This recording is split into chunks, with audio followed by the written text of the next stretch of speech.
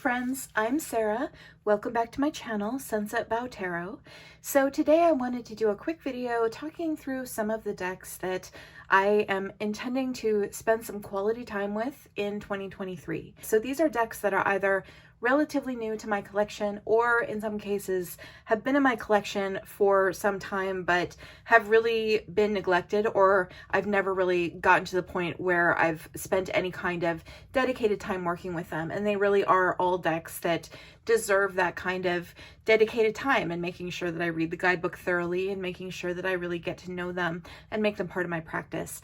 So I just wanted to talk through some of those decks that I am planning to work with in a dedicated way in 2023. And part of this is around just setting the intention. I know it's a little bit late in 2023 to be making a video like this since we're already into February, but I do just want to sort of put the intention out there that I am planning to do this kind of work with these decks just to give myself some accountability and to, talk a little bit through those intentions so that they are kind of set for the year. So let's go ahead and get started taking a look at the decks. So the first deck on this list is actually kind of my current project. So this is Tarot of the Cat People by Karen Kuykendall.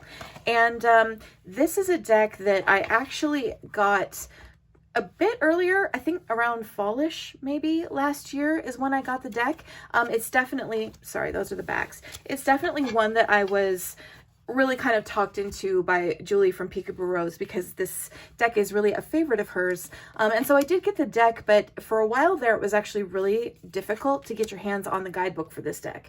So I finally believe it was Mixtress Ray who alerted Julie that there were some copies for sale for a reasonable price on a website. I went ahead and, Julie let me know and I ordered a copy of the guidebook for myself. And the reason I really wanted the guidebook for this deck is because a big part of the appeal of this deck to me is that it really has a sort of 90s sci-fi feel to it. And the guidebook you can see is actually called A Traveler's Report. It's not just a deck guidebook, but it really is a sort of exploration of this fictional world that this deck takes place in, and a discussion of all the different peoples depicted in this deck and, the surroundings in which they live, the way they live, their culture, religion, all of those kinds of things are explored in the guidebook. And that was really the reason why this deck even appealed to me in the first place, was that sort of backstory, that sci-fi backstory around it. I thought that was just really fun. So once I got a copy of the guidebook, I have been reading the guidebook. That was something that I was doing over the holidays, was spending some time with the guidebook and spending that time with the deck. I have been using this deck for the last couple of weeks to do my daily draws and just really enjoying the time that I've been spending with it. Like I said, this deck has a very sort of vintage sci-fi nostalgic feel for me. The artwork reminds me of the book covers of sci-fi books that I read in high school, so this has been a really, really fun one. I've been really enjoying getting to know the deck, and this was kind of my first deck project for 2023, and it's been going very well. So again, this is Tarot of the Cat People by Karen Kuykendall. So the next dedicated study that I am really wanting to undertake in 2023 is surrounding this deck. This is the Hellenic Oracle.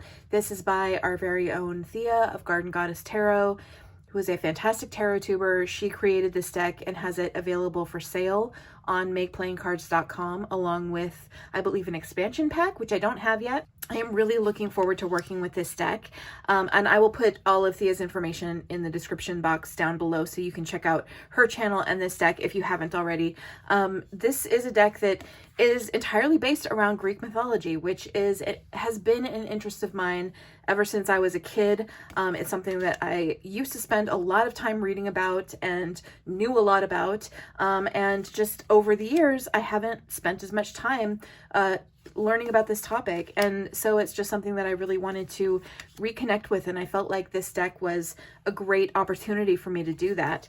I also have in my collection a deck that has been relatively neglected for the past several years. And I've had this deck for a really, really long time, but this is the Mythic Tarot, which is another deck based around Greek mythology. And it's a deck that I really need to just reconnect to because I haven't used it in any kind of focused way in literally years. And it's been years since I read the guidebook, and I just really want to kind of bring this deck back in and make it a bigger part of my practice again. And so I felt like this deck and the Hellenic Oracle were really a good opportunity for study together, where I can really take some time and sort of relearn all the mythological underpinnings of the stories and archetypes depicted in these decks, and really just make that a focused study for at least a couple months out of 2023. So this is something that I'm really excited about doing. I even there's a company called Odyssey Notebooks. They make beautiful notebooks with fountain pen friendly paper. This is a Cosmo Air Light notebook, which is a kind of paper that I've been wanting to try for a while. And so I actually treated myself to this notebook that has Greek pottery on the cover to be the sort of dedicated notebook for my studies of the Hellenic Oracle and the Mythic Tarot. And so this is something that I'm really, really excited about. And once I get done with Tarot of the Cat People, which will probably be in like another couple weeks, is how long I'll probably continue working with that one. This is going to be my next thing. And I'm really, really excited about kind of taking this on as an area of study and doing some reading about it again, because it's just been a really long time since I've spent any kind of dedicated time learning or reading about Greek mythology. And so I'm very much looking forward to this. So speaking of topics that have been of huge interest to me for most of my life, but that I haven't spent a lot of time with recently, Arthuriana is another one of those things. And this is the Arthurian Tarot. This is by Kathleen, I think it's pronounced Kathleen, and John Matthews. And this is a deck that's been around for a really, really long time. And I've even owned this deck before. But it was one of those decks where I kind of never really got around to really studying with it. There is another Arthurian Tarot called Legend, the Arthurian Tarot, which is a deck I really love. I think it's really well done, and it's very different from this deck. And I have spent a lot of time with Legend, the Arthurian Tarot, and read the guidebook, and you know, it's a really, really fantastic deck.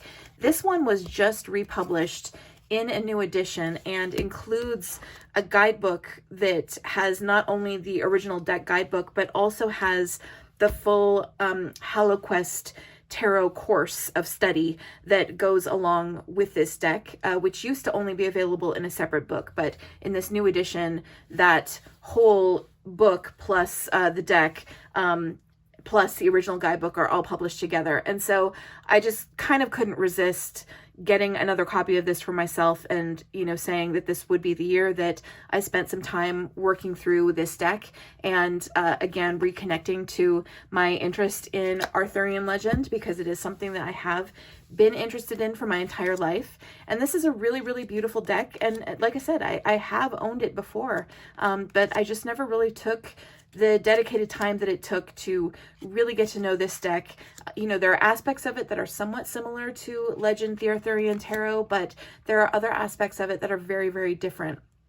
And so I wanted to make this deck another focus of study this year, just to approach that connection between tarot and Arthurian legend from a different angle, and see different authors' take on it. So so this is another one that I'm really, really looking forward to. This will probably be something I'll tackle later on in the year, probably not so much early in the year, but definitely something that I have on my list as something I want to spend further time with. So again, that is the Arthurian Tarot. So another deck that I actually received last year but didn't start working with because I was waiting on the guidebook. This is a deck called the Oracle d'Or. This is by Melissa Weatherspoon, who is also the creator of a tarot deck, several editions of a tarot deck actually, based on this same artist's artwork. So that deck is called the Lonely Dreamer Tarot, and the artist's name is Odilon Playdon. And this is just a really cool and beautiful oracle deck. But again, I received this deck about halfway through last year, and the guidebooks were shipped separately later on in the year. So I didn't get the guidebook until, I want to say, shortly before the holidays. And I didn't really want to start working with the deck until I had the guidebook in hand. So when I did receive the book, and it is a beautiful book, here it is. It's a great big, you know, full color illustrated book with just huge spreads on every single card. So I was really, really excited waiting to get the book for this. And now that I do have the book, this is a deck that I am interested in working with. So that is another deck that I want to spend some time with this year, to actually read the guidebook and, you know, really learn about what's going on in this deck and what's going on in the artwork, and more background on the artist. The Lonely Dreamer Tarot is a deck that I really, really love, and this seemed, obviously, because it's the same artist, like a really perfect pairing with that. So we'll see how I get along with this oracle. As you guys know, I'm not a huge oracle reader, generally speaking, but I love this artwork and I really loved the concepts and images that were chosen for this deck. So I'm very much looking forward to working with it. And yeah, I'm super glad that I have the guidebook now to spend some dedicated focused time. So anyway, again, that is the Oracle Door. So a final deck that I anticipate spending some time with this year, even though it's not the kind of deck where I think you need really focused study necessarily, but it is the kind of deck that I do think that I'm going to have a pretty significant need for this year. This is the Align Heart Affirmations Oracle. This is by Kim San, who is also the creator of the Way of the Panda Tarot and the Spread Machine decks. Well, they used to be called Spread Machine. I think they're called something different now, but they're decks for creating different card spreads. They're very, very cool decks, and I do have those as well. This is a deck of affirmations that she created, and I originally saw this deck in a video that Logan has on his channel, Larkin Legend. I'll put a link to that video in the description box down below, but he went through not even this entire deck, just some of the cards from this deck, and talked about the deck. And by the end of the video, I was actually crying. Just even the cards that he showed, not even all of them, but just the ones that he showed, the messages on them hit home for me in a really, really profound way. And I am just going through a very interesting year this year. It's a very transitional year for me in a lot of ways. I think my life is very different from how it ever has been before. And I've made a lot of recent decisions to live my life in kind of a different way, but it hasn't all been easy. And I'm still trying to figure all of it out, and still trying to sort of figure out, you know, what my next move is and what my next path is in life.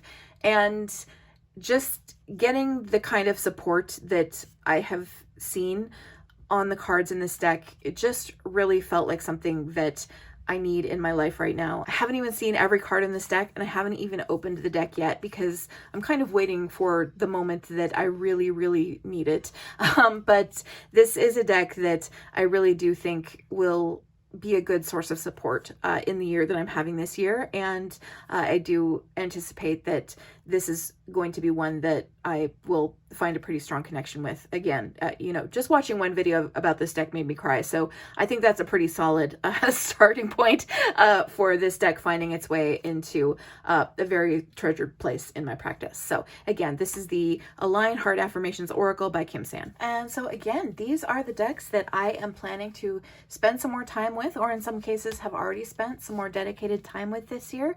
So this was just my intentions that I wanted to put out into the world as far as the things that I wanted to spend some more time studying and getting to know this year.